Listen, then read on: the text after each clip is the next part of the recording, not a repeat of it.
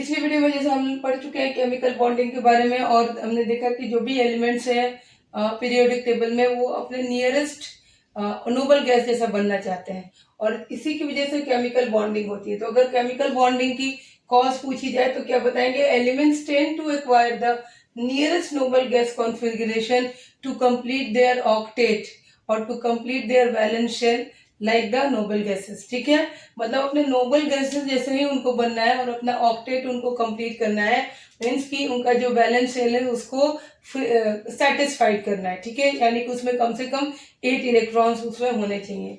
दूसरा है कि तो जब ये इस तरह का कॉन्फ़िगरेशन वो एक्वायर करने की कोशिश करते हैं तो वो दूसरे एटम्स या दूसरे मॉलिक्यूल के साथ एक बॉन्ड बनाते हैं। तो बॉन्ड क्या होता है? Chemical bond. इसको हम क्या बोलेंगे? केमिकल बॉन्ड, यानी force of attraction between two atoms in molecule to maintain stability. Yes, और यहाँ पे क्या हो रहा है कि जो ये फोर्स ऑफ अट्रैक्शन है। अब जब दो लोगों के बीच में दोस्ती होती है तो कुछ तो अट्रैक्शन होगा, तभी दोस्त आएंगे, दोस्त बनेंगे। ठीक है, तो यहाँ पे भी क्या है, दो एटम्स के बीच में कोई अट्रैक्शन है जो कि एक दूसरे को कंप्लीट कर रहा है। ठीक है, कॉम्प्लीमेंट कर रहा है। तो यहाँ पे उनको कॉम्प्लीमेंट कर रहा है, तो इसलिए ये क्या फॉर्म करते हैं? मॉलिक्यूल भी फॉर्म करते हैं। तो दो एटम्स मिलेंगे तो मॉलिक्यूल फॉर्म करेंगे, या मॉलिक्यूल भी करते हैं इसको कि वो कंपाउंड बनाते हैं। तो बहुत सारा चीज, जैसे कि मान लीजिए कि अब अगर बात करें हाइड्रोजन, तो हाइड्रोजन हमारा किसी और हाइड्रोजन के साथ मिलके क्या बनाता है? H2 बनाता है। ठीक है, यानी इस हाइड्रोजन हाइड्रोजन के बीच में कोई बॉन्ड होगा। उसी तरह से ऑक्सीजन N प्लस ऑक्सीजन मिलके क्या बनाएगा? और O2 बनाएगा।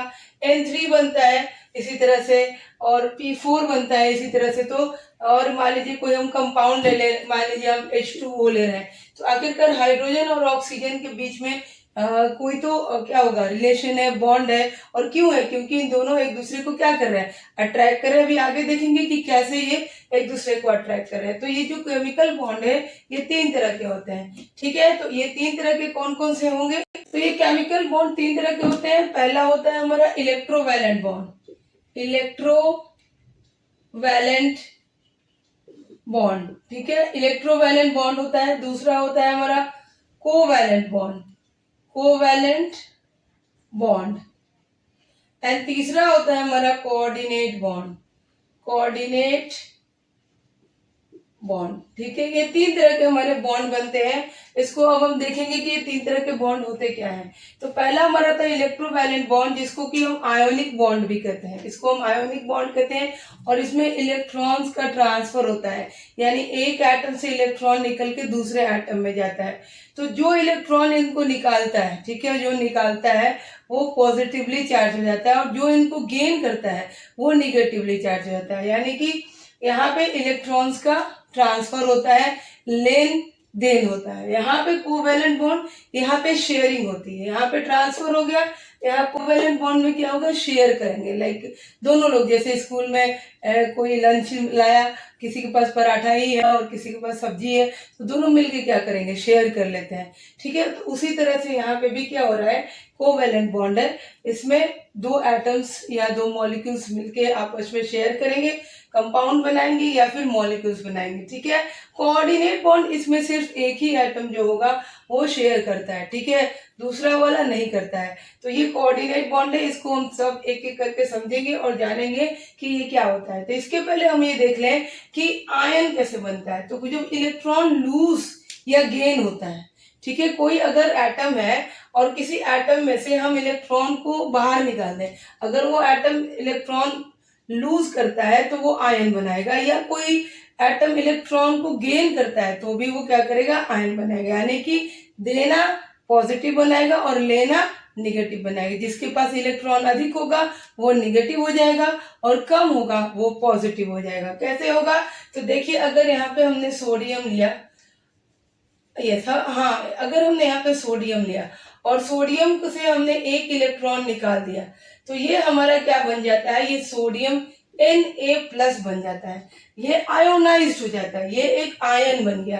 क्या बन गया? ये आयन बन गया। ठीक है, अब इसी तरह से अगर हमारा क्लोरीन है, क्लोरीन में प्लस इलेक्ट्रॉन कर देंगे तो ये Cl- हो जाएगा, और ये भी एक आयन हो जाएगा। यानी कि कोई भी न्यूट्रल चीज अगर कोई भी न्यूट्रल एलिमेंट, सारे न्यूट्रल है, अगर वो एलिमेंट के पास टेंडेंसी है टू लूज इलेक्ट्रॉन, अगर वो इलेक्ट्रॉन लूज कर रहा है तो वो एक पॉजिटिव आयन बनाएगा, और किसी एलिमेंट के पास टेंडेंसी है कि वो गेन करे इलेक्ट्रॉन को तो वो नेगेटिव आयन बनाएगा। पॉजिटिव आयन को हम कटायन बोलते हैं। क्या बोलते हैं? कटायन। और नेगेटिव आयन को हम क्या बोलते हैं? अनायन। यानी कि जो इलेक्ट्रॉन लूज करेगा वो कटायन फॉर्म करेगा, और जो इलेक्ट्रॉन गेन करेगा वो क्या फॉर्म करेगा? वो क्या फॉर्म करेगा? अनायन फॉर्म करेगा। ये हमेशा, और मोस्टली क्या होता है कि कटायन जो होता है वो मेटल्स फॉर्म करते हैं, और जो नॉन मेटल्स होते हैं वो अनायन फॉर्म करते हैं।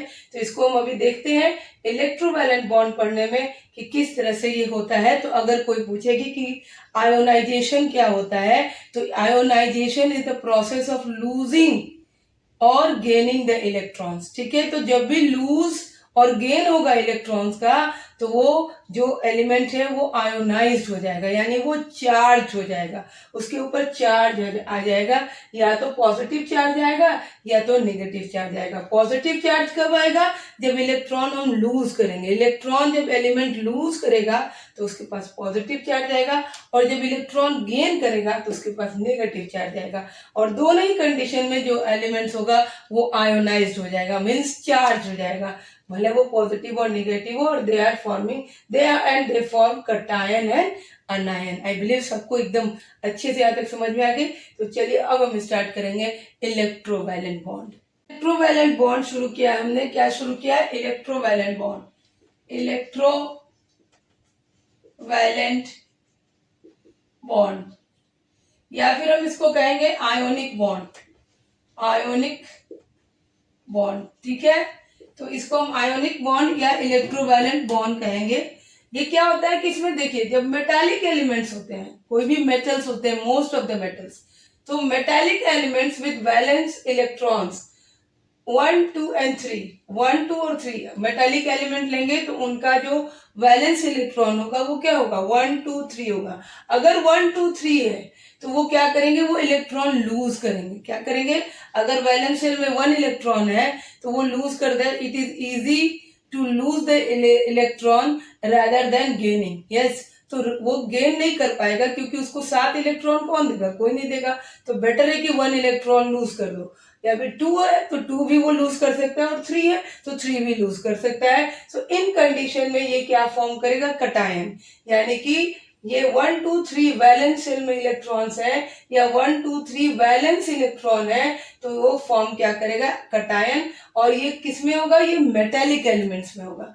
ठीक है। उसी तरह से नॉन मेटेलिक एलिमेंट्स है, यानी नॉन मेटल्स, उनका जो वैलेंस इलेक्ट्रॉन्स होता है मोस्टली 5, 6, 7, या जिनका होता है जो नॉन मेटेलिक है और उनका वैलेंस इलेक्ट्रॉन 5, 6, 7 है, तो वो क्या करेंगे? अगर 5 है तो वो ले लेगा, 3 ले लेगा, कोई अगर 3 दे देगा। अगर इसको इस तरह का एलिमेंट मिल गया जिसका वैलेंस इलेक्ट्रॉन 3 है तो वो 5 वाले को 3 दे देगा। उसी तरह से 6 वाले को कोई मिल जाएगा 2 वाला तो 2 वो दे देगा, और 7 वाले को कोई 1 मिल जाएगा तो वो इसको दे देगा। यानी कि ये इलेक्ट्रॉन्स लेंगे, यस, और ये तब केमिकल बॉन्ड बनाएंगे। तो ये इलेक्ट्रॉन्स लेंगे तो ये क्या फॉर्म करेंगे? ये अनायन फॉर्म करेंगे। तो हमेशा दिमाग में रखना है कि अगर वैलेंस इलेक्ट्रॉन 1, 2, 3 है तो वो जरूर ही मेटालिक एलिमेंट होगा, वो मेटल होगा। ठीक है। और जब वो मेटल होगा तो क्या फॉर्म करेगा? कटायन फॉर्म करेगा। और जब वैलेंस इलेक्ट्रॉन 5, 6, 7 है तो वो क्या होगा? नॉन मेटालिक होगा, और उसको क्या फॉर्म करेगा? अनायन फॉर्म करेगा। ठीक है। इसमें 4 एक एक्सेप्शन है, 4 को शेयर करते हैं तो वो कोवैलेंट बॉन्ड में जाएगा। और दूसरा होता है 8, तो 8 जिसका हो गया उसका वैलेंस उसका क्या हो गया? वैलेंसी 0 हो जाएगा। उसका वैलेंस शेल जो है वो कंप्लीट है, तो वो ऑक्टेट फिल कर लिया, तो उनको यहाँ हम नहीं रखेंगे। तो सिर्फ हम 1, 2, 3 एंड 5, 6, 7 वाले को रखेंगे। और अब देखेंगे कि बॉन्ड बनता कैसे है। ठीक है। ये तो मिलकर हम लोग बनाते हैं आयोनिक बॉन्ड यानी इलेक्ट्रोवैलेंट बॉन्ड कैसे बनता है, और उसके बाद हम देखेंगे कि इसके क्या कंडीशंस होते हैं। तो सबसे पहले हम एग्जांपल में ले लेते हैं सोडियम। तो हमारा जो सोडियम है Na, सोडियम का एटॉमिक नंबर होता है 11। सोडियम का एटॉमिक नंबर होता है 11, यानी कि इसका कॉन्फ़िगरेशन होगा 281। ये K शेल में हो गया, ये L और ये M शेल में हो गया। ठीक है। और हम क्लोरीन का ले रहे हैं, तो क्लोरीन का एटॉमिक नंबर होता है 17। क्लोरीन का एटॉमिक नंबर 17 होता है, दैट इज 2, 8 एंड 7। यानी K में 2 है, L में 8 है एंड 7 हमारा M में है। ठीक है, अब इसका हम बनाते हैं स्ट्रक्चर और देखते हैं। तो हमने सबसे पहले ले लिया सोडियम को, तो यहाँ पे हमने सोडियम ले लिया। सोडियम का पहला शेल है, इसमें 2 इलेक्ट्रॉन होंगे, 1 2। ओके, दूसरे सेल में कितना होगा, 8 इलेक्ट्रॉन, 1 2 3 4 5 6 7 8। ठीक है, अब ये हमारा एक तीसरा इलेक्ट्रॉन बने, तीसरा ऑर्बिट बनेगा, और तीसरे ऑर्बिट में ये हमारा K हो गया, ये L हो गया और ये M हो गया, और इसमें सिर्फ हमारे पास एक इलेक्ट्रॉन है। सोडियम का ये वैलेंस शेल हो गया, कौन सा, M शेल जो हो गया वो सोडियम का वैलेंस शेल हो गया, इसमें सिर्फ 1 इलेक्ट्रॉन है। जबकि वैलेंस शेल में कितने इलेक्ट्रॉन चाहिए, आउटर मोस्ट शेल में कितने इलेक्ट्रॉन चाहिए, तो 8 इलेक्ट्रॉन चाहिए, पर सोडियम के पास ऐसा नहीं है। तो अब हम देखें क्लोरीन का, क्लोरीन क्या करेगा, तो हमने क्लोरीन को ले लिया। क्लोरीन के पास भी पहले शेल में कितना है, तो 2 इलेक्ट्रॉन्स है। दूसरे शेल में कितना है, तो दूसरे में 1 2 3 4 5 6 7 8 इलेक्ट्रॉन है। और तीसरा सेल जो होगा उसके अंदर कितना होगा, 1 2 3 4 5 6 एंड 7। क्लोरीन के पास 7 होगा, यानी क्लोरीन का भी K है, L है और M है। तो अब हम देख रहे हैं सोडियम का हमारा ये हो गया, M शेल में 1 इलेक्ट्रॉन है। अगर सोडियम अपना 1 इलेक्ट्रॉन क्लोरीन को दे देगा तो सोडियम का M शेल खत्म हो जाएगा, M शेल नहीं होगा, और इसका वैलेंस शेल यानी आउटर मोस्ट शेल क्या हो जाएगा, L, और उसके पास ऑलरेडी 8 इलेक्ट्रॉन्स हैं। यानी कि जब सोडियम 1 इलेक्ट्रॉन लूज कर देगा तो ये स्टेबल हो जाएगा। ठीक है, और यहाँ पे क्लोरीन का जो आउटर मोस्ट शेल है यानी कि वैलेंस शेल है, उसमें 7 इलेक्ट्रॉन है। तो अगर क्लोरीन 1 इलेक्ट्रॉन सोडियम से ले लेता है, अगर क्लोरीन 1 इलेक्ट्रॉन सोडियम से ले लेता है तो इसके पास कितना हो जाएगा, इसके पास हो जाएगा 8 इलेक्ट्रॉन्स। तो अब ये इसका भी क्या होगा, ऑक्टेट कंप्लीट हो जाएगा, और सोडियम का भी ऑक्टेट कंप्लीट हो जाएगा। तो इसलिए इन लोगों के बीच में क्या हो जाएगा, केमिकल बॉन्ड बनेगा, और कौन सा बॉन्ड बनेगा, इलेक्ट्रोवैलेंट बॉन्ड बनेगा। तो ये सोडियम ने ये क्या हुआ, सोडियम ने अपना 1 इलेक्ट्रॉन लूज कर दिया, बोला कि भाई तुम ले लो। अब ये इलेक्ट्रॉन पहुंच गया किसके पास, देखेंगे कि क्या हुआ, सोडियम जिसका हमारा एटॉमिक नंबर 11 था, यानी प्रोटॉन का कितना संख्या था, 11। Yes, proton, number of proton is atomic number, and electron कितना था, ये भी 11 था। ठीक है, और अगर हम क्लोरीन की देखें तो क्लोरीन में कितना था, क्लोरीन में 17 है, then number of proton 17 and number of electron भी 17। नाउ व्हाट हैपेंड कि यहाँ से माइनस इलेक्ट्रॉन हो गया, 1 इलेक्ट्रॉन निकल गया, तो यहाँ पे कितने इलेक्ट्रॉन बच गए, 10 इलेक्ट्रॉन बच गए। ठीक है, और यहाँ पे प्लस इलेक्ट्रॉन हो गया, और ये कितना हो गया, ये 18 इलेक्ट्रॉन हो गया।